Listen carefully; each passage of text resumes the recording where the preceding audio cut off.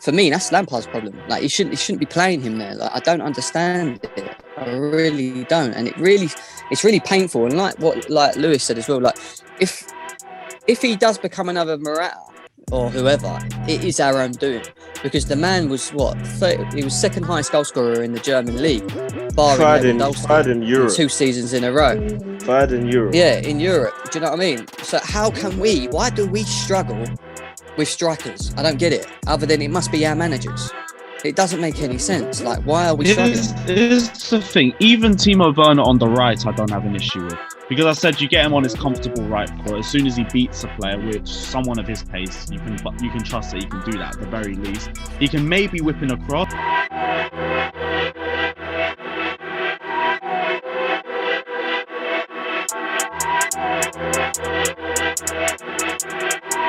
Yo, I'm tryna get my sterling up in the city, so s'il play. As soon as my child can walk, it's straight Project Mbappe. But all the verbal, as soon as I hear that whistle, we get straight to the action. Come on lads, where's the passion? Do like Alan Matsini, wear headbands for the fashion. If the defenders drop back, we counter and then attack them. I got my eye on the ball, I got my eye on the ball, yeah. I got my eye on the ball, I got my eye on the ball, yeah. I got my eye on the ball, I got my eye on the ball. Yes, people, it's your boy Daniel, and we're back for another episode of Eyes on the Ball TV. I got some special guests on for a Chelsea roundup of 2020.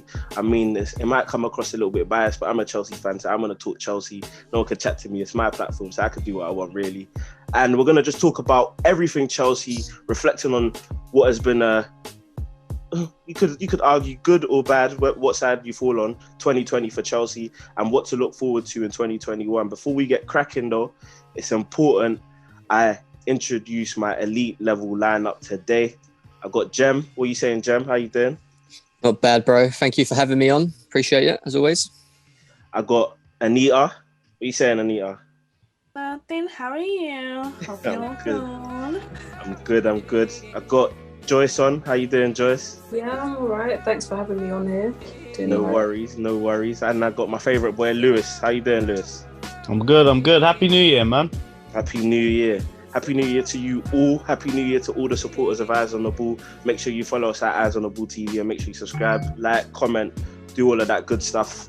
But yeah, we're going to get straight into it without wasting any time. So I'll go to Lewis first. In terms of 2020 for Chelsea, what would you rate it out of 10? And why would you give it that rating? Probably give it it's going to be in the middle for now. It's like a 5 or a 6, but I think 2020 is one of those years that we'll look back on it 5 years from now once we finally know what happens with Lampard, we finally know what happens with Havertz, Werner, most of our new signings. And then we'll know whether it was a good year for us, whether we kind of took a step back for the sake of it, whether we took a step back to take a massive leap forward in the future to what might be Frank Lampard's dynasty or something, or we'll never know. But this one was a transitional year, especially with filling in the holes from the 1920 season. So I think we won't really know how great this year was until we see what the finished product is. But for now, it's stable, I guess. Like, we're not going to say too much. It hasn't been a great year, but it hasn't been a terrible year for us either. So we'll go for an average 5.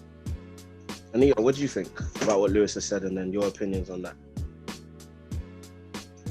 I don't know. I think I'm with Lewis on this one, like with going straight down the middle. I wanna be one of them Chelsea fans that's happy and like, yeah, we've had a good year, blah blah blah.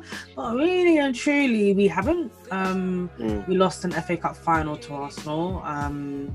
We didn't really play exceedingly well. Everyone else was just really bad. We kind of got lucky with the top 4. But again, I didn't expect us to get top 4 anyway. So, they went above my expectations for the 2019-2020 season.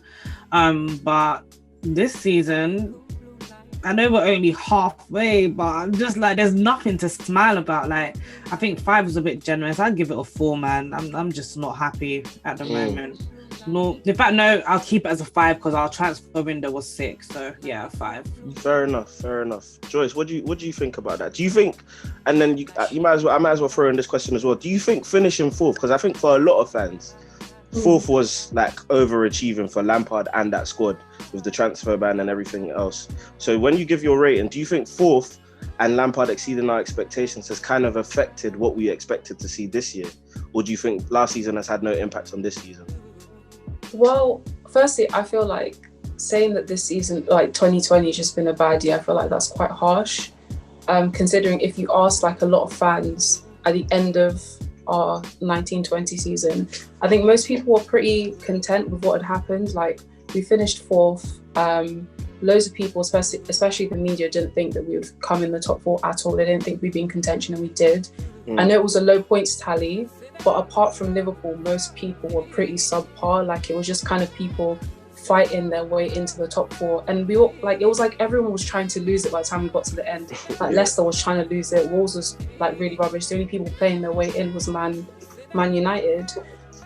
So I really think that because we finished 4th, and then we spent all this money, that the expectations changed massively because our manager didn't change. It's not like Lampard suddenly like develops like a brand new IQ and he downloaded like a new technical pack in his brain. It's the same manager that we had last season.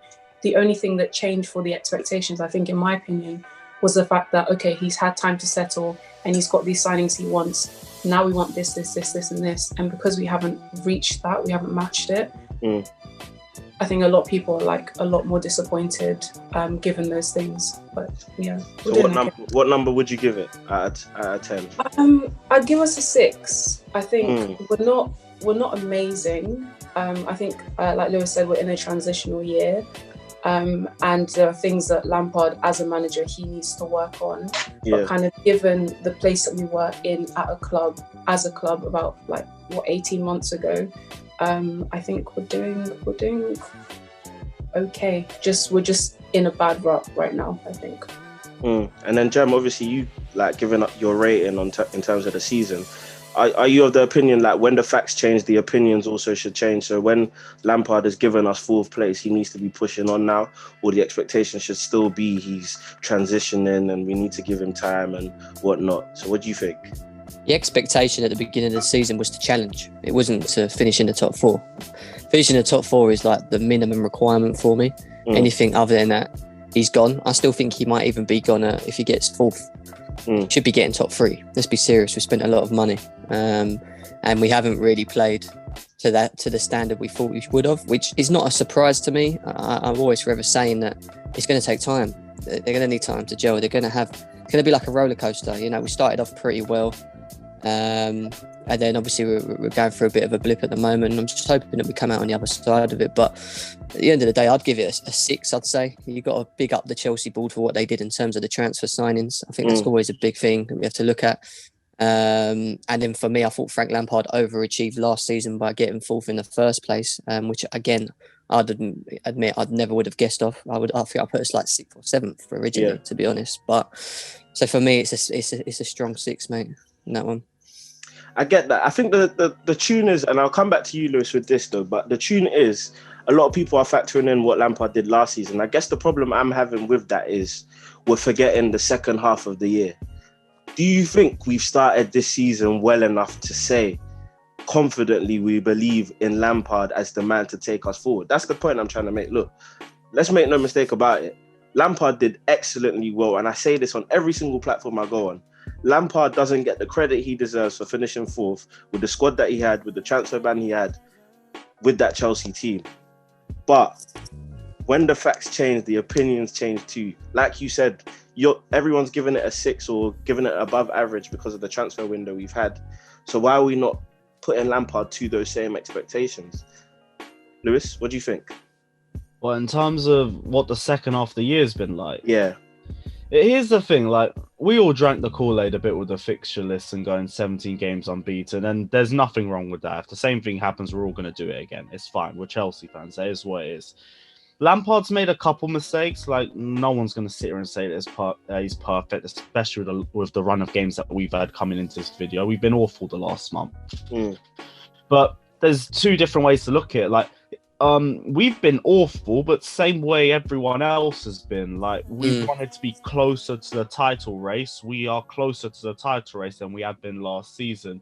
Granted, it is also, we have to take into account this season. There's so many different variables and everything like that.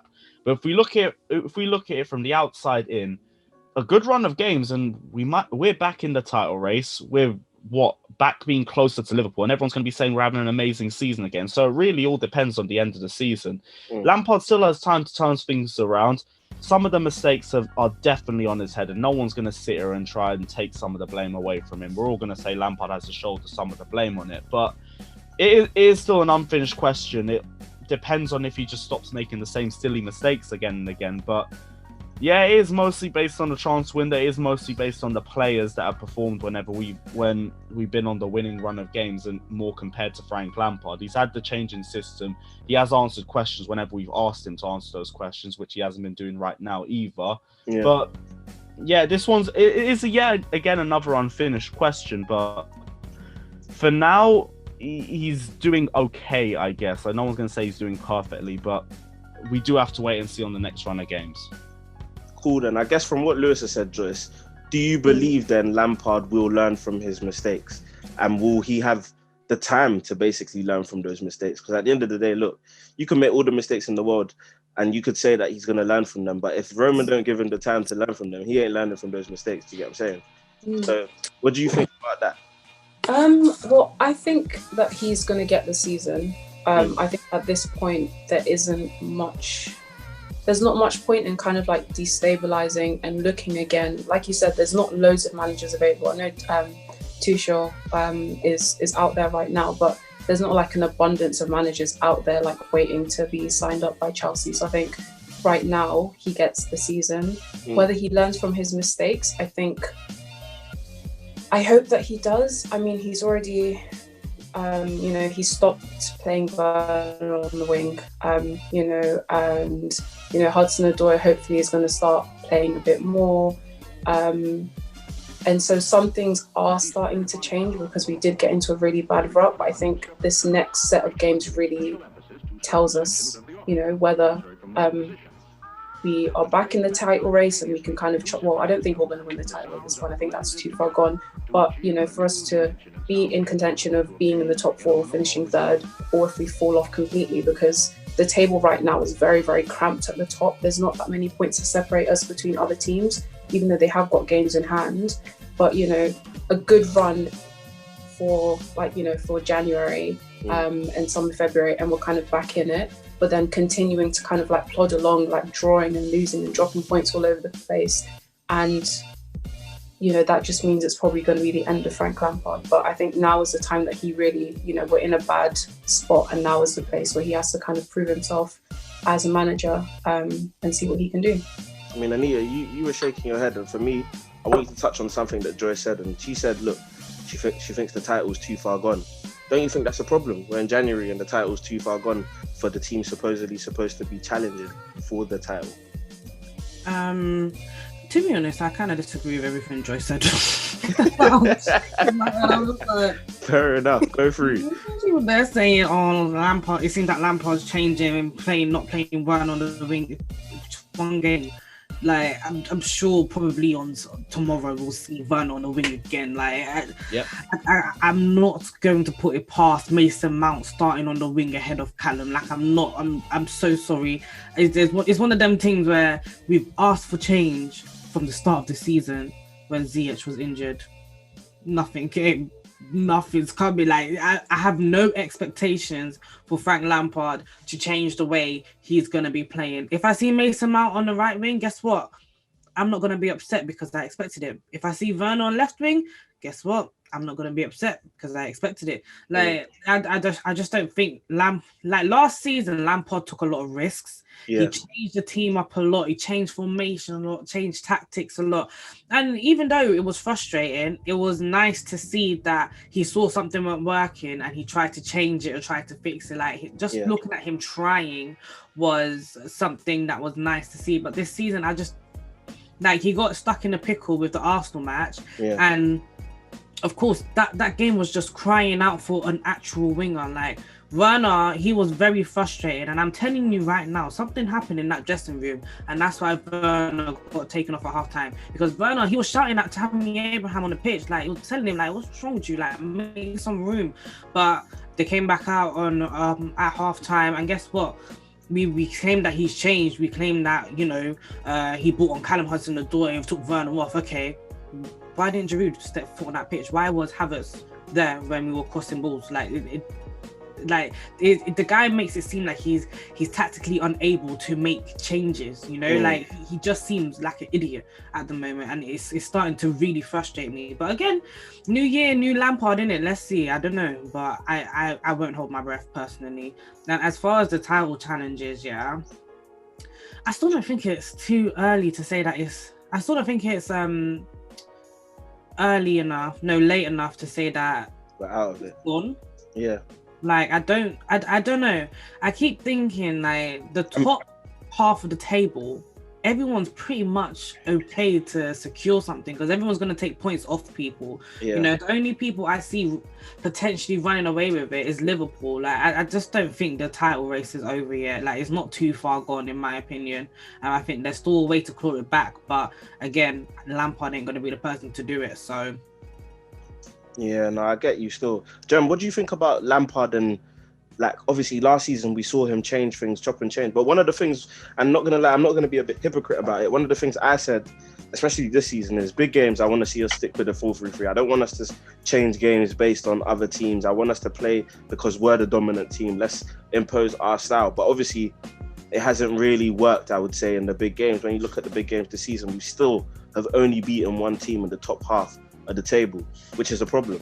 Like, at first I wanted to be in denial about it, but it's a problem. Like, to have only beaten West Ham in the top half of the table and in a game where we didn't even play well, that's a problem. So what do you think about Lampard's setup in terms of formational setup, the substitutions, the decisions that he makes, and how do you think he can improve them? Last season, Liverpool at this point were 20 points clear, you know, of everyone else, and that was because everyone else was absolutely shocking. This season we're 6 points, 7 points. I don't even looked recently. Yes. Yeah, there's no way in hell the title's fitted. Look, I never said that we were going to win the title ever, and I don't think we will. But we're not miles away from competing with it still, or challenging. And I agree with what Lewis said. If we can switch it around and put in a good level of performances for the next part of the season, then we could surely be back up there competing. Who knows? You know, I think tomorrow is a very big game for us. It's a massive game. I think one of the issues that I have, and it's not with Anita or any of you guys, it's when we started the season, we were all screaming for 4-3-3, like Daniel said. Yeah. He started playing a 4-3-3 and it worked to a degree. All right, we wasn't beating teams in the top 10, but we was unbeaten over 17 games. We then went on a blip with this formation. I actually believe that this formation can work. The problem with this formation is that where we suffered with injuries, like Hakim Ziyech being out, Pulisic in and out, Cho was injured, Timo Werner having to be playing on the left, which we can all agree is not his position. It's actually completely sort of like mucked up the whole squad, if that makes sense, moving forward. And like, I think if we had, look at Southampton game, Timo Werner, we played up front, we had Hakim Ziyech on the right, Pulisic on the left, Havertz behind. It ticked, it worked, they played well, it was working. I actually genuinely believe that he's stuck. He's in a mindset where he's seen it work, but he's waiting for these guys to be all fit to play in that. I genuinely think you might see Timo Werner go up front very soon. Against Aston Villa last game, he put him on the bench, which I think he needed to be on anyway. Took off, I think it was Giroud, wasn't it, up front? I can't remember, or Tammy, Giroud, and played him, but he played him and Havertz. And if you remember, we looked more fluid For the last 10 minutes, we looked more fluid, we looked more comfortable. Kante slipped back into DM where I want to see him. We looked a bit more solid. He looked more comfortable. And Kante, for me, had probably his worst game against Aston Villa. And McGinn was owning him across the pitch, you know what I mean? But as soon as he slipped back into DM and he wasn't asked to be pushed up the pitch and hunt the ball down like he was doing, it looked a bit more balanced. The only question we have with Frank Lampard, and I still have it, is that he should still have a plan B, because we're not going to go through the season with no injuries. And that's the only big question, and yet to be seen. I know a lot of people don't think he's going to do it. He's too naive. He's going to keep playing Timo Werner on the left. I'm with Lewis. I think you just got to give him the next couple of games, this month, 2 months, whatever, and see what he does once we've got a fully fit squad.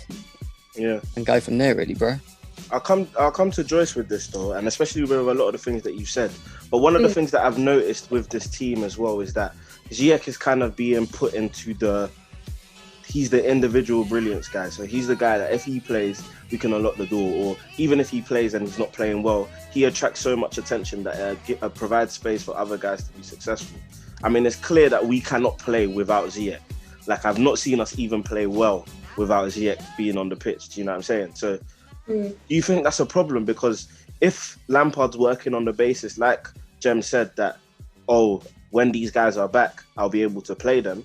What if he doesn't finish in a high enough position to even get to use all his players and he's already out the door? Do you get what I'm saying? So is there an over-reliance on Ziyech? Do you think that's a problem that we're relying on him? Because we bought all these players so that we wouldn't have a Hazard situation again. And we're kind of having the situation again with Ziyech. Well, that's one thing that I don't like, and I feel like I talk about a lot, like when I'm on Twitter and stuff, that I don't like the idea that, you know, our issue is always someone who's not there or someone who's injured or something like that. Like, our squad is good enough to win most games. And the games where it's like 50-50, it comes down to tactics. But if Ziyech is out, we've still got wingers that are competent. You know, we've still got players that can play. We've still got players that can win games. Yes, Ziyech he's above all that. He can unlock defenses. He can do great things because he is a fantastic player. But the whole reason that, you know, we really wanted to move away from doing like having one player that we rely on, just having Hazard and being like, okay, this game's gone to it's gone to the toilet, and we're just going to rely on Hazard to kind of like drag us out of it. That's not that's not the club that we want to be. We need to have goals across the front three. We need to have goals from midfield. We need to be, as a collective, able, like different people, to be able to win games for us. Yeah. And if we fall into this narrative that, it's only because Ziyech isn't here, if Ziyech is back, then, you know, all our problems will be solved, then we have another problem, because when Ziyech isn't here, we still have players that are good enough to win. So I think it's kind of dangerous to kind of like push that as a narrative or as an excuse for us to not win games. Yeah. But yeah. Anita, what do you think about that creativity, bro? You think so? If anything, I just think the reason. Sorry, Anita, but the reason I was just saying about Hakim Ziyech is that if you look at the squad, right, and you look at Mason Mount, you look at Havertz, you look at Cho, you look at Pulisic, they've all, in my eyes, not done enough in terms of the creativity side. Cho's you can't really blame too much for because he's not been given the opportunity as much as the others, yeah. But we lack creativity and we shouldn't. Mason Mount is very good at retaining the ball and pressing people, but with the ball and creating, he's not good at. He's not going to pick a ball over the top. When you say that, don't you think it's a Lampard problem then, that we're not getting, because we have creative players, but we're lacking creativity? Do we though? That's my question. Think about why did we buy Kai Havertz? What did we buy him for? It's not. You're not going to get creativity out of Kai Havertz if you're playing him in a 2-8 role. You need to play him as a 10. That's Lampard's problem. Yeah, to a degree, but at the same time, for me, if Mason Mount and Kai Havertz are on the pitch, yeah, relevant to him in playing in whatever formations it is, he should still. If you play Hakim Ziyech in the middle next to Mason Mount, I guarantee he will still create for people because that's naturally his ability. That's what he does. If that's Kai Havertz's natural ability, relevant to him on the pitch or not, he should still be creating in positions and making little passes, this, that, and the other. Kai Havertz for me is just not. I think COVID's affected him. If you want my opinion, I actually saw him play very well against Burnley. When it was him and Mason Mount to Burnley away, I actually saw something that looked very good, very fluid. It was, playing the balls that we were talking about, opening the play was working. But I just think Kai Havertz. I think with Kai Havertz, you just got to be. It's just a waiting game. Hopefully, he does come through. Hopefully, he's the guy that's going to be assisting Timo Werner. And the other thing with Kai Havertz as well, which I saw a lot of by Leverkusen,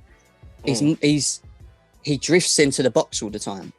Yes, he does. He is a creative player, but his main ability is arriving in the box. A bit like Frank Lampard. You remember Frank Lampard used to arrive in the box late and he used to score these headers and goals. Same thing of Kai Havertz is that for me is his strengths. So what I'm trying to say is that Hakim Ziyech is our main creative player. Yes, I agree other people should be doing more, but what do we do in this situation? Do you know what I mean? What do we do? Change formation? When we were linked with Hakim Ziyech, there was this whole fallacy that Hakim Ziyech was going to play 10. Yeah, no one expected him to actually come in and play right wing. The actual fallacy was that he's going to come in, he's going to be creative, and he's going to play a 10. That's what most people wanted to see, especially with Ajax fans that I spoke to. They're like, if you get him in as a 10, he's going to be your best player. And it's like, okay, everyone, again, this is one of Lampard's problems. Everyone can see it apart from him. If you don't want to play Havertz as the creative midfielder, where do we play him? That's going to work for him. Where do we play him? But you don't play him on the wing. Centre forward. So, in other words, we just don't play him. And so what was the point of spending 80 racks? Like, what was the point? Yeah, someone said, look, should we have bought Grealish instead of Havertz? And I mean, I was a bit speechless. I was just like, I don't know, innit? Because I still don't know what we're trying to do with Havertz. And that is the problem. Like, did we actually need Havertz? Do you think that's the Lampard? Did we actually need him? No, did we actually need him? No signings. In my opinion, no signings are Lampard signings, because I know Lampard wanted Aubameyang, but they gave him Werner because of the upside and everything like that. But at the end of the day, look, I'm not going to blame a director of football for providing quality players to us. Look, I would love to have. What a Lampard signing, though. I think. I wouldn't be surprised. Yeah, because I think coming off what Jem said about Kai looking more of a Lampard player, like literally that's the type of guy Kai is. But the thing about Kai is that he's really versatile. So Kai, he can play on that right wing, but I think he'll probably be more suited in the German league on the right wing. He can play both 9. He can play a number 10. He can play an 8. He's very versatile. But if we play him as a 10, if we stick to that 4-2-3-1 formation, we give it a go for a period of games, and then we incorporate Werner as the number 9, Kai Havertz in behind him, we've got Ziyech and Pulisic at the same time. I think that will be a winning lineup, personally. Like, this 4-3-3 is not accommodating our players. All it's doing is accommodating Mason Mount. And I love Mason Mount, but let him rest. Please, just let him rest just for a bit. He doesn't bring creativity. And then when you have Mason Mount and Kovacic both recycling the ball, it's just really frustrating. It's what you're driving forward. Then next thing you know, it's a sided or backwards pass, or Mason Mount is taking a shot on target, and it's just like, fam, you didn't need to do that.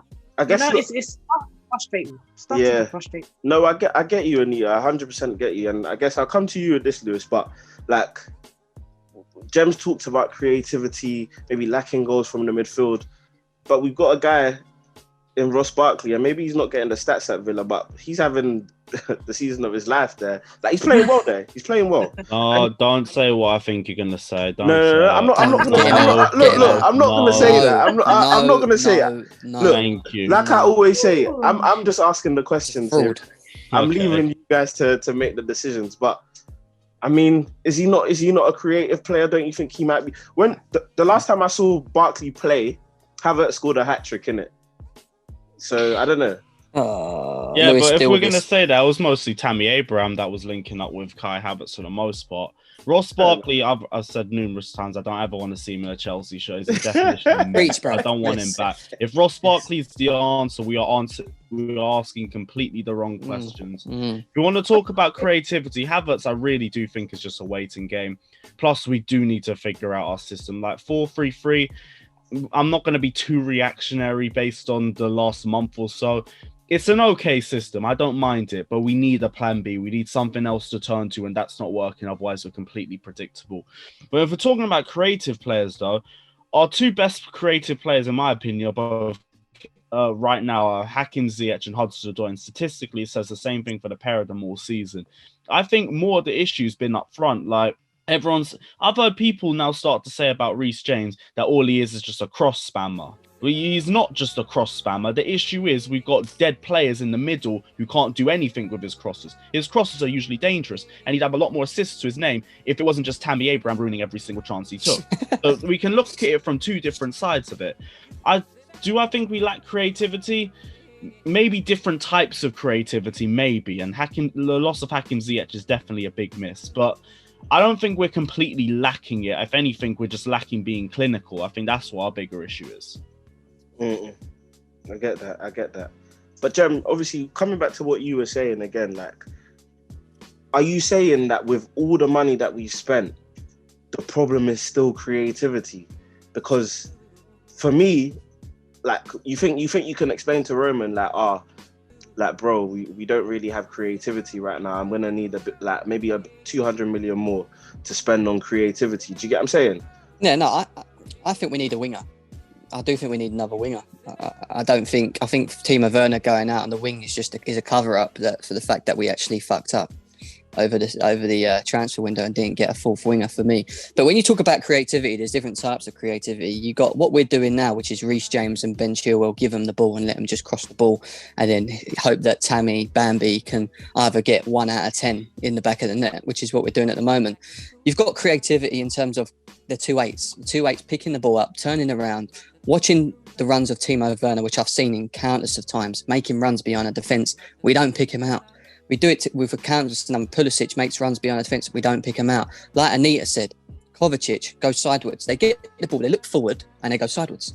Like, these men in the middle need to create. Do you know what I mean? That's what they should be doing. It shouldn't just be Reece James and Ben Chilwell whipping balls. And we ain't lacking creativity. I just think we're lacking players that are natural creators. I don't think Kovacic is a natural creator. I think Havertz is, but I agree with Lewis. I think you need to give him time. I don't think it's going to happen overnight. I don't think Mason Mount is a creator, in my eyes. He gets the ball and he likes moving it quick, but he never really picks the ball out over the top. He's not. You know? But that's stats are just based off corners half. Exactly. And that's my problem. And I see people saying chances created, Mason Mount's made the most chances, this and that. He's got the most. But look, we watch football. We all watch football. And I think, for me personally, what I've said in it, if I'm going to give my opinion, is sometimes I feel like Lampard's disrespecting us as fans in terms of basically telling us we don't know what we're watching. Because no one can tell me, like, we've as a team, we've attempted 7 through balls this season. That is horrendous. Bad. That is bad. Yeah. That's so bad. Yeah. Bruno Fernandes and Kevin De Bruyne are Wow. Bruno Fernandes has attempted about 10. Kevin De Bruyne has attempted 6 on his own. As a team, we've attempted 7. 7 through balls. That means we're always crossing it. It's disgusting. It's terrible. Do you know what worries me more though about that as well? And it annoyed me because I saw it against Aston Villa, is when we do go into the middle, and you've got N'Golo Kante running in the box trying to take players on and cross a ball. Like, we're relying on people like that are, to provide that are naturally not. It's not their game. You've got Kai Havertz on the bench. Put him on there and at least just keep playing him, and hopefully eventually just deep it. we get the best out of I'm him. literally throwing this out. I'm throwing this out to you. Tell me the last time we scored a goal, where the ball was played in behind the defense and then the guy shot it 1-on-1 with the keeper. When was the last time you saw that? And I'd say that Southampton maybe. Probably, yeah. Yeah. And that was when we had Werner up front and we were playing Havertz in the number 10. But the last time I saw a well-worked goal was Southampton, where Havertz, Ziyech... The Villa goal was well-worked in. That's a cross in the header. It was a cross in the header. Yeah. No, but as in, like, the build-up play for that No, goal, it was. It was a good goal. It was a good goal. Made a really good forward pass. That's what we need to see more of. And the issue is, like you guys are saying, we're reliant on creativity from our fullbacks. The midfielders are just kind of, recycling the ball and passing it around. But then, is that a tactical thing, or is that just that our players aren't creative enough? Because if you give your players instructions and they're not following it, that's one thing. But if they're just not able to do it in the first place, then what are you supposed to do as a manager? I don't know. I think it's a lack of actual understanding and knowledge of your positions. Like, we played as 4-3-3 and you're playing Havertz, who's been a number 10 and only a number 10. He's played on the wing sometimes for Leverkusen. You're asking him to play an 8. Being an 8 means that you can get forward in the box, but then also when you lose the ball, you got to cover back. You've got to help N'Golo Kante, who's holding, because he's not going to be able to cover the gaps.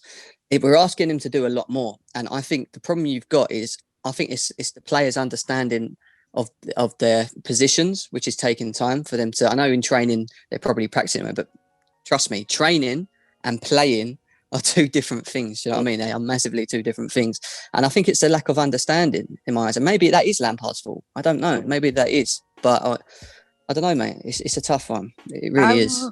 I really think, yeah. So we're talking about the Southampton game a lot, yeah.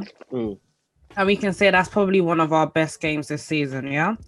Minus the cap attacks, yeah. Minus one Kepa, of our best games this season. In that game we played 4-2-3-1. What I don't understand. You go. What I don't understand though is that last season people kept saying that they didn't want the 4-2-3-1. They wanted yes. But the 4-2-3-1 was what we had. It's because of the players we had. It's not even when we've been playing 4-2-3-1 this season. People are like, "Look, we're playing Mason Mount on the wing. I don't want that. Let's go into a 4-3-3." We've now gone into a 4-3-3, and now all everyone can talk about is how we're too rigid. Last season, everyone said we're too tactically flexible. All we do is switch formations, and that's something I had a problem with. Lampard would do a formation, we'd win a game, then he'd stick with it for a couple of games, then we'd get unstuck, then he'd switch. He did that a lot. And then now that we've stuck with a formation because we're trying to impose our game, maybe we haven't worked on, like, the style isn't coming off and we're well not enough. Yeah. Do you know what the common wanted it, and now denominator you got it, and now you're not happy? Like, I don't understand what Chelsea fans want. Do you know what the common denominator is? Mason Mount. We want 4-2-3-1, Mason Mount on the wing. We didn't want him on the wing. We accommodated to get him as a number 8. 4-3-3 not working. Mason Mount again, the main culprit. It's Mason Mount. And do you know what? I do want to say as well, the 4-2-3-1, we had our own issues with that as well when we were playing it this season. We couldn't transition to save our life. In that position. There was a 3-game period where N'Golo Kante was playing the worst game of the season, then the next worst game of the season, then the next worst game of the season. Jorginho and Kovacic, that amazing pivot we had last season, absolutely stunk in a 4-2-3-1. Kante, Kovacic stunk too. Jorginho, Kante, all three of them stunk. So Mason Mount on the left on by itself, that was an issue in itself. But at least we know we're playing him there because we had no wingers and we wanted to. That was it. We definitely had. I don't mind. I can understand it. It's annoying. I can understand it though, at the least. Our bigger issue was the transitional mistake. We couldn't transition our life. The gap between midfield and attack was massive, and we had our opposition players like Southampton in that game. They were toying with the space in between the midfield and the attack, and the whole second half they were just bullying us. So I see why we changed it, but my thing is, I want us to have a plan A and a plan B. We can do a 4-2-3-1 if it suits it, and then let's go to a 4-3-3 after that if the opposition suits it for that game as well. But don't just stick to 4-3-3, regardless of the team that we have. Or we have a result like the game against Everton where we lose 1-0 because of a pen because we have no wingers the entire match. But against Palace, though, didn't we play a 4-3-1 where we won 4-0? Or was that a 4-3-3?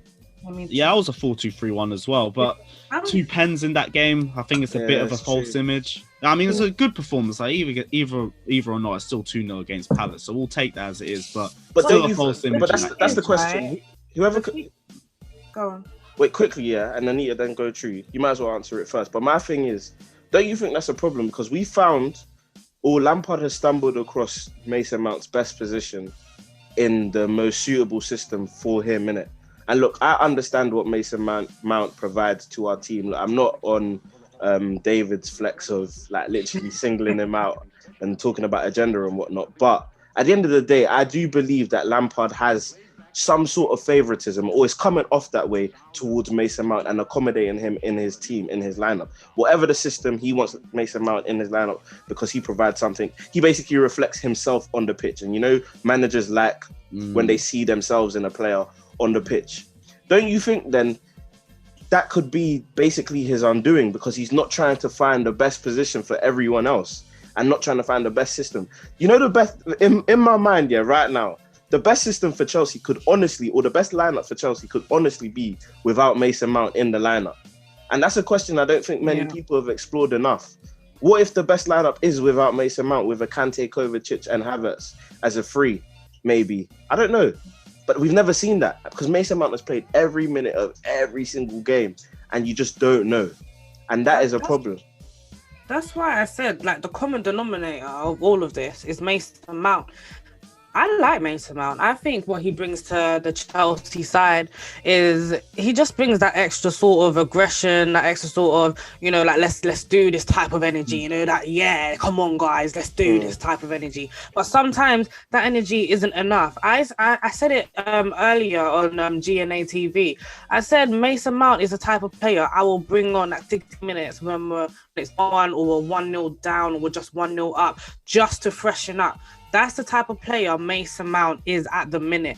And the thing is, right, I'm not even going to sit here and say he's not creative enough, because last season I did see glimpses of his creativity, but I think the boy is tired. Let him rest. He's clearly tired. He's making dumb passes. His passes are coming up short or they're either too long. And it's like, if you give him a break, start exploring other options, maybe then we can try and fit him back into the squad whenever Lampard wants to. But at the moment, I've seen us play probably our best, more flowing football as a 4-2-3-1. Whether you're talking about the gaps in the midfield not gelling or clicking, blah, blah, blah, fine. That's because 4-2-3-1 means that Havertz has to push up more, and then it's just Kante and Kovacic or whoever, or even Jorginho, because more time we'll play Jorginho and Kante for God knows what reason, but you'll see Jorginho and Kante, and that's where the gaps come in, because Kante is always going to have to run around and clean up Jorginho's mess. Havertz is going to be pushed up front, and Havertz isn't a type of player to sit there,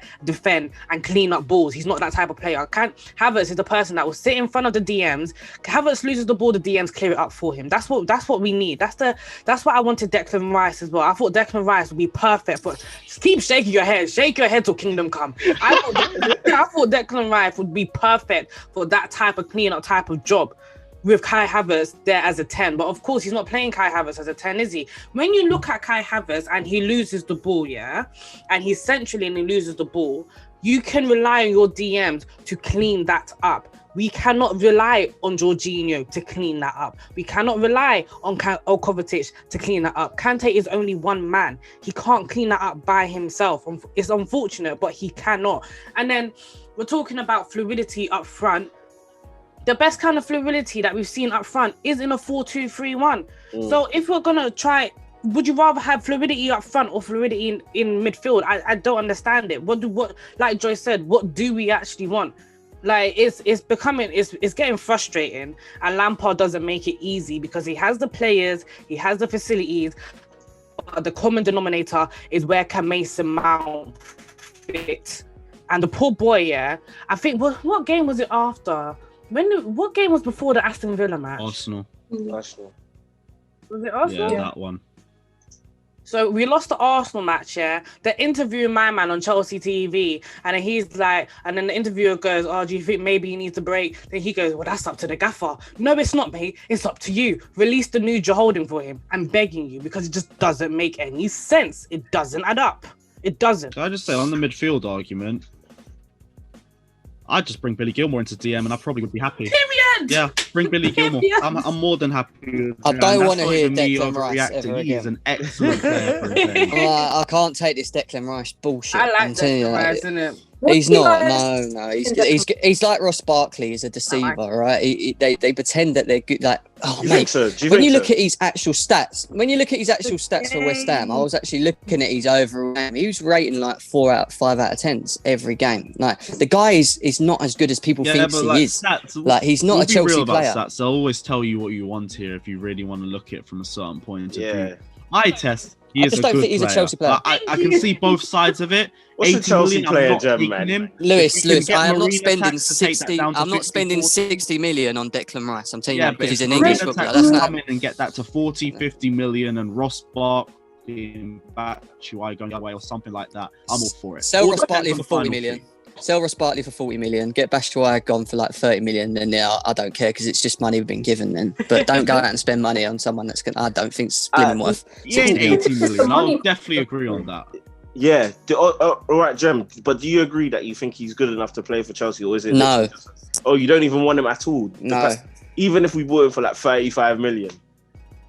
For 35 million, bring him in. Why not? You might as well test it, innit? Do you know what I mean? You can't go wrong with this club. We bought obviously absolute not flops, getting didn't him for 35 Again, million. we spent 50 million on Fernando Torres, and how did that go? We've got a habit of 70 million on Kepa. Do you know what I mean? We've got a habit of spending money and then being absolute shockers. So if it's like 35 odd million for Declan Rice, we might as well just see. And if it works, then you can all say, here, proved you wrong, Jim. No, I'm not going to lie. 35 mil. Just a side note, Athletic Bilbao, that's the biggest steal of the century.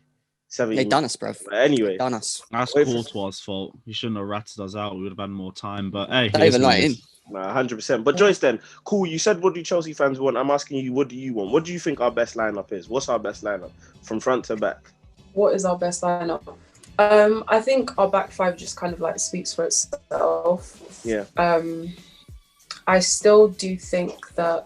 I think it depends though. So I know I'm kind of answering a question with a bit of a question, but it kind of depends on what players we want and who we're trying to get the best out of and who we're trying to build a team around. Because I know everyone keeps talking about the fact that Kai Havertz is like creative. I don't think that he's that creative as a player. Like I don't see him someone who can like split the lines with like a pass. I don't see him being like a really, really great dribbler or anything like I think he's someone who can, you know, get on the end. He's like the person who will score goals and like assist people in that final phase. But I don't see him as someone who like in the midfield is actually that creative. So if we're going to build around someone, you know, that we spent 70 odd million, I don't think playing him in a 4-3-3 is the best like formation for him. So if we're going to play him as a 4-3-3, he needs to be the furthest 8 up. But even then, I don't think that's for him. He needs to be a 10. But then I don't even know if I want him to start at the moment because there's not much that he's shown me. And I know that like COVID has impacted it as well, but there's not much that he's shown me that's like, okay, I really want him to be like a starter at our club. Maybe I'll be proven wrong. Hopefully I'll be proven wrong because he spent enough money. But right now, like he's not someone who automatically gets into the team for me. I think if we stick with a 4-3-3, which I think we probably will, up front, you know, if everyone's fit, I want Ziyech in. You're alternating between Hudson-Odoi and Pulisic. I'm a big fan of Hudson-Odoi, like a massive fan of him. I think what he offers for us, he's probably our best winger. He is our best winger after Ziyech. And the kind of like what he offers in terms of creativity, we talk about how we have an issue with creativity. He creates a lot of chances for us. If you look at like the stats, you know, he's the person after Ziyech who gives us the most creativity. So I think he should be starting if that's something that, you know, we have an issue with. And then Mason Mount, who will probably play Kante, and then Kovacic. And then depending on the kind of game we're trying to play, Giroud or Tammy. I think Tammy gets a lot of stick, like unnecessarily, to be honest. But it depends on the game. If we're going to be playing for running with our fullbacks really high up, aggressive, trying to put in loads of crosses, Giroud sort of like fits that game. He fits that profile. But if not, and we're trying to, you know, we want to get the ball to feet a bit more than Tammy fits in that profile. So right now, I don't think our big signings have done much to deserve a starting place in the lineup. But yeah. So you're actually saying Giroud, Tammy, and then Werner in terms of the striking options? I mean, I still, yeah, basically. I'll give one caveat. I do think that, you know, the fact that he's played on the wing means that we haven't seen how well he can be up front. But I just think that right now, like even the chances that he's been missing, he's not missing those chances because he's playing on the left. Like those, like missing the ball from 3 yards out isn't because like Frank Lampard put him on the left. It's because he's just not being clinical. And I think that he could do with some time out the side. And if he does come back, he has to come back as a striker. Before you come in, Jem, though, one thing I will say to that, though, with the Werner situation is that this season, Werner has played up front in, I believe, 2 games. Brighton, the first game of the season, and the Southampton game. Yeah. And I do think that is a problem because when I watched the Brighton game, I thought Werner was going to be the top goal scorer. When I just saw how busy he was, I saw him darting, making runs. He basically looked like he was going to be a top striker in this league. And I basically do not know what has happened between then and now in it, the Werner that we're seeing. I'm even still clinging on to hope that he's still gonna go on this amazing scoring run that will kind of kill it, because I don't want another Morata and Torres situation where we have another striker who can't score goals for us. And I would have done that to ourselves if that happens, honestly. Exactly. And now, in my opinion, I guess we have to start asking ourselves serious questions in terms of recruitment and the players that we're playing, in terms of who's the manager, the system that we're infusing. And that's why I put a lot of responsibility on Lampard to get the best out of Werner. Do you get the best out of Werner playing him on the left?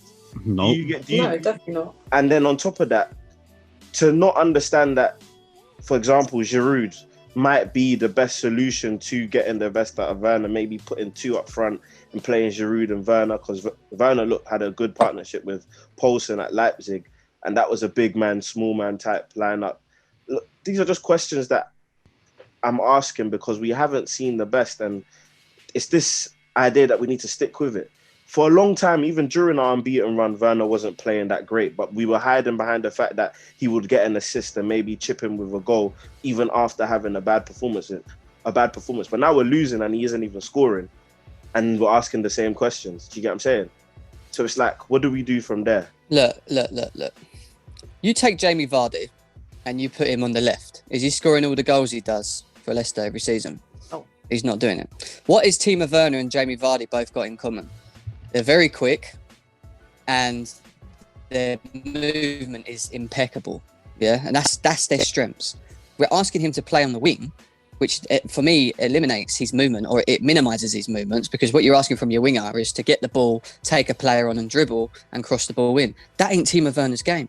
He wasn't brought to Chelsea to get the ball and be a Christian Pulisic and take players on and cross. That's not him. Do you know what I mean? So for me, that's Lampard's problem. Like, he shouldn't be playing him there. Like, I don't understand it. I really don't. And it's really painful. And like Lewis said as well, like if he does become another Morata or whoever, it is our own doing, because the man was he was second highest goal scorer in the German league, barring third in Europe, 2 seasons in a row.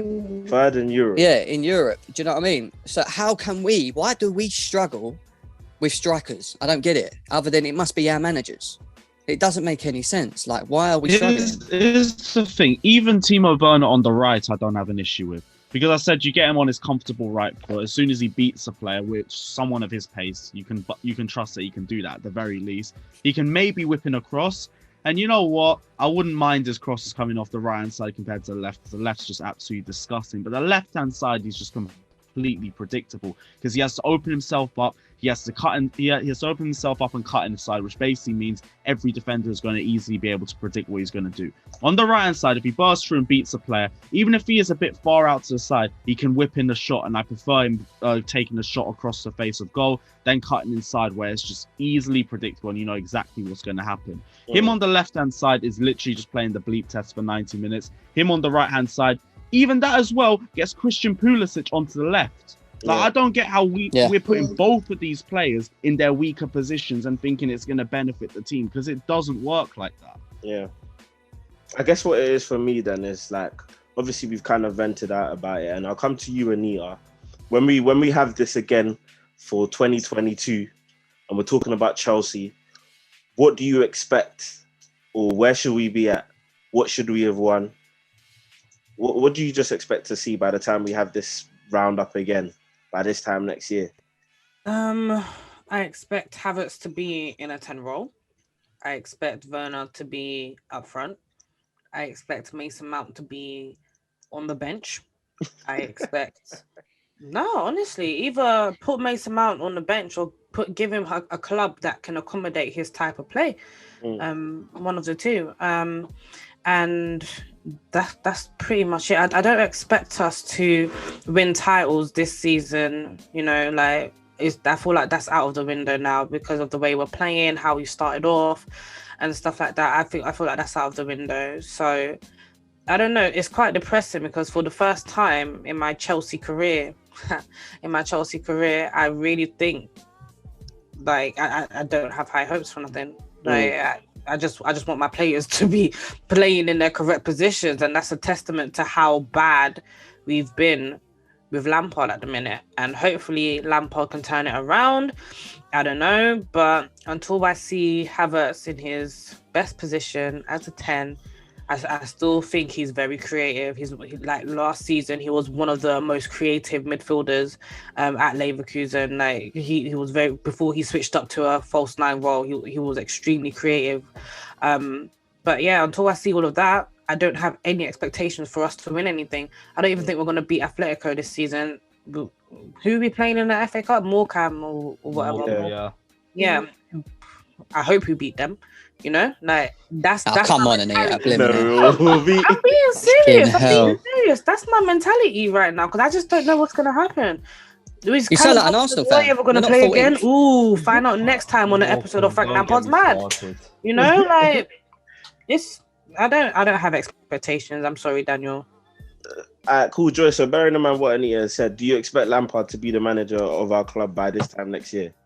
No, I don't. But that's only because I think Lampard was brought in to be kind of a transition manager. So? I do, because I think at the point that we were in, I don't think, there were like managers like gagging to come and manage Chelsea at that time period. The whole like ban, etc., all those things.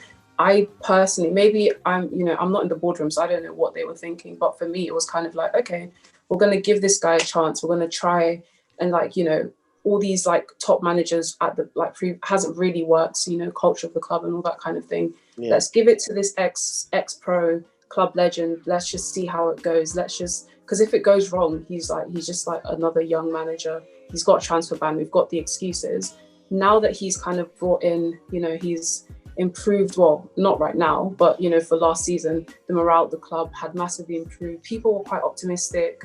I feel like that was like a transitionary period, and I just wanted to see progress from that. We haven't really seen progress from that. He's been quite stubborn. He's made a lot of mistakes. He's not been accountable for his mistakes, with the lack of meritocracy and loads of other things that has happened under Frank Lampard.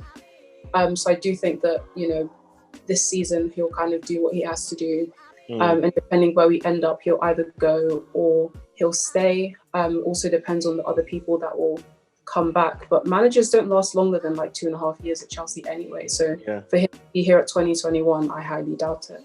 And what's crazy as well is, correct me if I'm wrong, but isn't Lampard like one of the first managers of Chelsea since like Mourinho to last a season where you haven't won a trophy? Or someone lasted a second season without winning in his first year? I don't think so. I don't think that's happened under Abramovich either. Yeah. No. I can't recall it.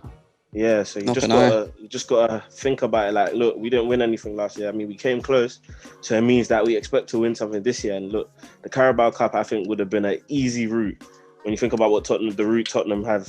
And we should have won that game. Absolutely, Jose. Yeah. We should have won that game. Yeah, it's definitely Tottenham's now, but we should have won that game. And I mean, now we're looking at FA Cup or bust this season, and that would be another trophyless year, which we can't be having, in my opinion, as Chelsea, because we're here for the medals. So yeah, boy. But Jem, what do you think this time next year? I think we've got to take into context the season, last season, anyway, because like.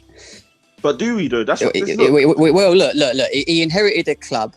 He inherited a squad. Sorry, shall I say? He inherited a squad that was our leading line throughout of last season was Tammy Abraham and Mason Mount. Two players. Well, one player who hadn't played in the Premier League before at this high standard, and I think Tammy Abraham was like in and out. But again, he wasn't playing. Do you know what I mean? He was playing Championship, wasn't he? Mainly, we were scoring most of his goals and that. And like he had to then amalgamate the youth with the mix of the experience to get us through a season where I thought we wouldn't have got Champions League anyway. Yeah. And he done it. So yeah, he didn't win anything, but at the same time, all right, we got to a final. Let's be serious. We should have beat Arsenal. We didn't. If Christian Pulisic was still on that pitch and didn't rip his blimmin', whatever he ripped, I think it was his hamstring, then I think we would have gone on and won that game. Do you know what I mean? But it is what it is. Yeah, this season he needs to,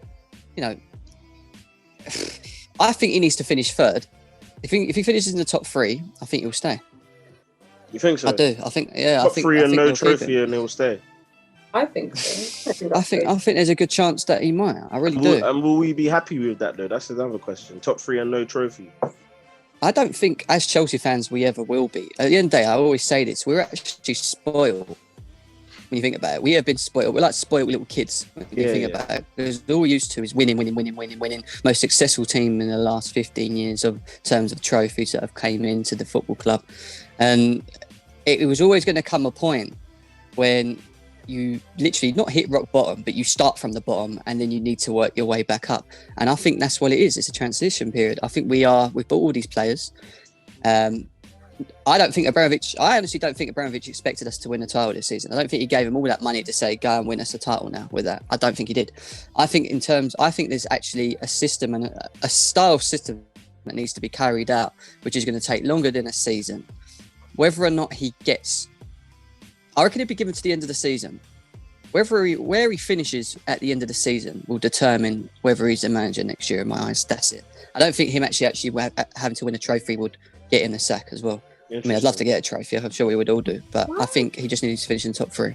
I don't get why everyone thinks it's different. Like, is it just because it's Frank Lampard, or is it actually because of this transitional period? Because if it's because it's Lampard, I can understand that. But all this transitional period talk, where's the precedence for this? There is no precedent in the Romans era for having transitional periods. Come in, you do a job, or get out. Like that's how it's been. So I don't get why people really think it's going to. I'll tell you why. Because the Jose Mourinho's, the Ancelotti's, the Conte's, the Sarri squads, all of them squads were built with experience and players that had known how to win things in the past. Yeah. And that's what it was based upon, I think. When you look at the squad that we've got now, other than N'Golo Kante and Aspie, where are your title winners in that team? Yeah, they're all right, Thiago Silva, yeah. You look at the players that we brought in, barring Hakim Ziyech, who came from the Dutch league. All right, he won the league there. Timo Werner is a great player, but he hasn't won anything. Same with Kai Havertz. There's a lot of players in that team that are top players. They're not world-class players. Let's get it right. There's world-class in this top. They're top players who have the potential to be world-class, but are in a transition with a club that, yes, demands to win things, but I think we just need to give time with. I think we're in a position where we've bought these players. We've got a mindset of where we want to be with things and how we want to do things. I just think that it's not going to be now, and I think the football club has actually sat there and thought, let's buy the players we need, whether they're young, which we've done, brought them in, the top talents of Europe.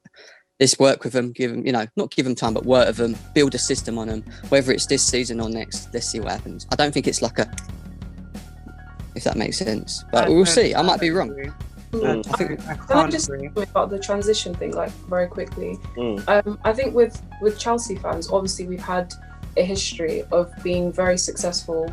Whether we're playing well or whether we're not, like, we always pop up with a trophy, like, every year or every other year. And it's kind of works for us. But I think a lot of fans have kind of like looked towards other teams, and especially like Liverpool and Klopp, and they've really looked towards how they've built a team and how they've had like kind of a sustained, I guess not really a dynasty because they're only really won one title, but the idea that one person can come in and build a squad that can last for a long time, that have players. Because what has happened with us is like, yeah, we've won trophies, but to what extent? Like, we won with Jose Mourinho, and then he binned off half of our most like talented players because he didn't think that they were good for the squad. We had Conte, and then he came in and he brought in some of the worst players that we've had.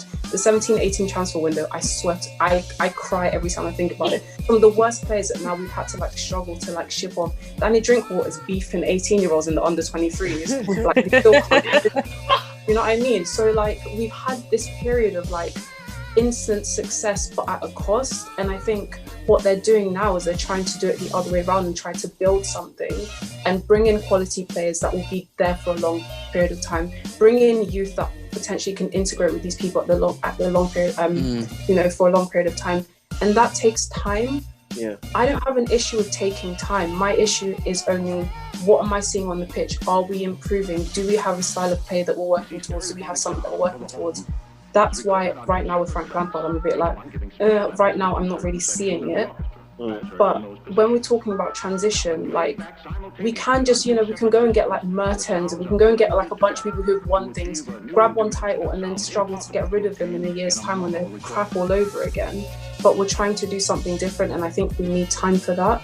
The only issue is, progress is the manager like getting less, is the manager making mistakes or not, which he is. But I don't know, I think you need to have some sort of patience. But it's easier to be patient when you see things going well and they're not. And I think that's why Chelsea fans, but yeah.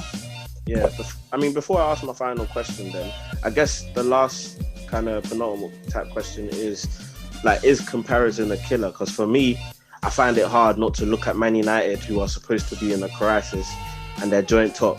Like, I would want to be in a crisis and be joint top as of now. Do you get what I'm saying?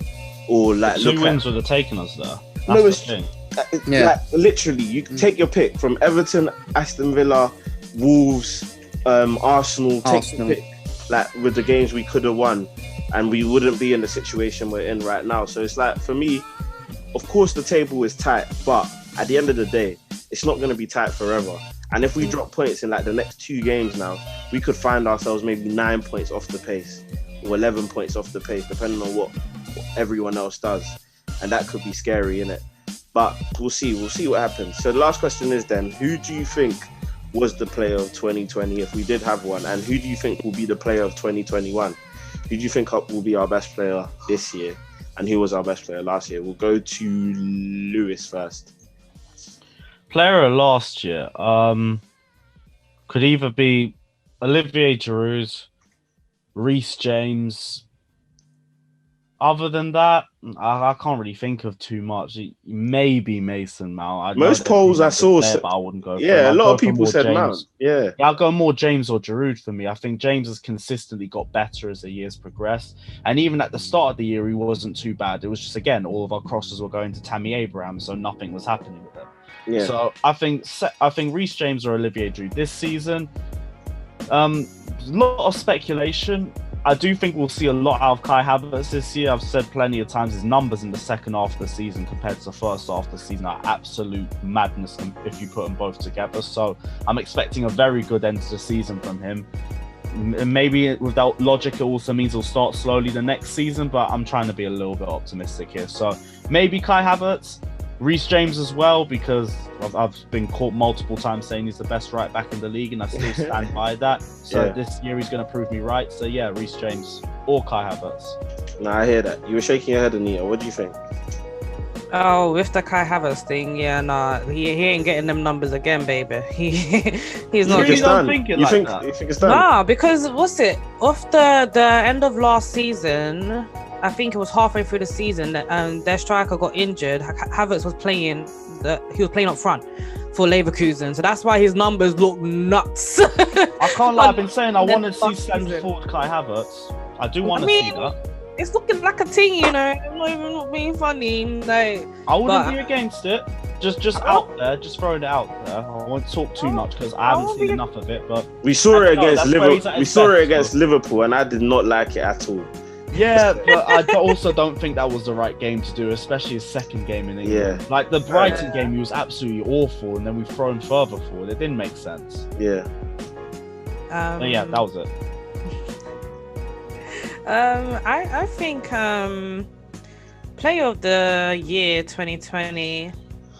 I feel like just by default it's Mason Mount. It's not because I think that he's been a superb player, but when a man's not missing a match and he's having impacts on like 60% of the matches that he's playing in, you're gonna be compelled to say like this guy has been great for Chelsea. And I'm not being funny, like every time I did go to a match and Mason Mount wasn't playing, we did look flat. We did look a bit flat. So I'm gonna say Mason Mount player of the year for 2020.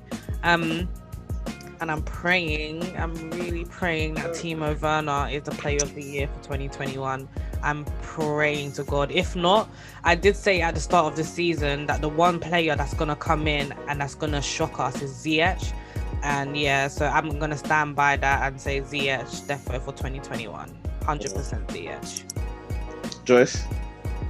I think my player of 2020 I mean, there's not loads of players who have been like fantastic over the stretch of the year. Yeah. But I think I would say Giroud only because he's someone that Lampard kind of like discarded, but we ended up relying on him, and that's happened consistently throughout the season where he's been like a bit part role, but he's come in and he's impressed and he's scored goals, basically got us top 4, helps us get Champions League out of the group and finish first. So I think, for the amount he's played, I think he's been fantastic. Yeah. But Reece James is another one. I agree, he's been consistently quite good. I think he got a lot of stick after lockdown because his performances kind of dropped, but I think especially coming back, he's been like fantastic for me. 2021, I think Ziyech, if he continues to stay fit, he will be a mainstay in our squad, and I think he'll be a lot of the reason why if we do come back and finish in top 4 or maybe go for a trophy run with the FA Cup, he'll be a big part of that. So I think he will be our 2021 player of the year. I hear that, Jem. 2020 Kepa. I thought he had a great performance. Great performance for us, mate, to be honest. No, honestly, on a serious level, 2020, I think Mateo Kovacic needs a shout. I think he played very well under Frank Lampard last season. He hasn't had as many games at this season, but still plays very well from what I've seen when he has been asked to play. So I'd probably say Mateo Kovacic or Christian Pulisic, one of them two for 2020 for me. But then if you're looking for 2021, then I'd probably say Reece James looks to me has by far been performing the best in our team at the moment. Reece James or Thiago Silva, going with defenders, one of them two. Because the reason I say that is because we were so bad at the back last year. Last season, it was shocking. We were like winning games 4-3 or losing 3-1 or 3-0, and do you know what I mean? And now I just feel like that's one thing I feel like we've improved on this season is a defender. I feel like Reece James and Thiago Silva would be a good shout, and Zuma's not done bad as well. I've got to give it to him as well. No, that's fair enough. For me, look, how I see things is that your best players or the guys who should stand out are your attackers, the guys who get the end product basically. When you look at the Liverpools, the Cities, the even Man United and Bruno, it's the attackers who are the go-to people in squads. And I remember me and Joyce spoke on Twitter briefly about Hazard and how I felt like Hazard never really had the team, the attacking team around him. Do you get what I'm saying? I mean, we came close where we had Hazard, Costa, Oscar, that team, but I still don't think Hazard had Werner, Ziyech, Havertz around him. Do you get what I'm saying? That level of quality around him where it could have been crazy in terms of the attack. So for me, look, we have that now. I want to see Werner go leaps and bounds. I want to see Havertz go leaps and bounds. So 2021, I'm hoping it's Werner or even Pulisic. I think, look, in my opinion, I didn't even comment on this because obviously topic for another day. But when you said this, for you, the order Ziyech, Hudson-Odoi, then Pulisic. Look, I think Pulisic has the ability to be number one. I just think it's the injuries. I mean, availability obviously is the best ability, but it's the injuries, and it's whether we can rely on him. But if he can stay fit, maybe get some tips off Messi, how to stay fit, maybe eat fish or something. I don't even know, but just not getting good. He could be one of our best wingers, definitely. But 2020, look, I look no further than Giroud, man. That guy is disrespected on a different level, man. Lampard has really done that guy dirty because he deserves to be playing. Really and truly, he shouldn't be our starting striker because I think he is someone to come off the bench and make an impact. But because we haven't had a starting striker or starting caliber striker player who's consistently performed week in, week out, you can't look further than Giroud. And Giroud has always been looked down upon. So definitely someone that I think deserves that 2020 shout. But yeah, man, appreciate you guys for coming on. That's the Chelsea roundup for 2020, and then our projections for 2021. I mean, hopefully Lampard's still in the job when we round it up again this time next year. But I mean, you just never know when it comes to Roman. But it's been your boy Daniel. Eyes on the ball. We out. Peace.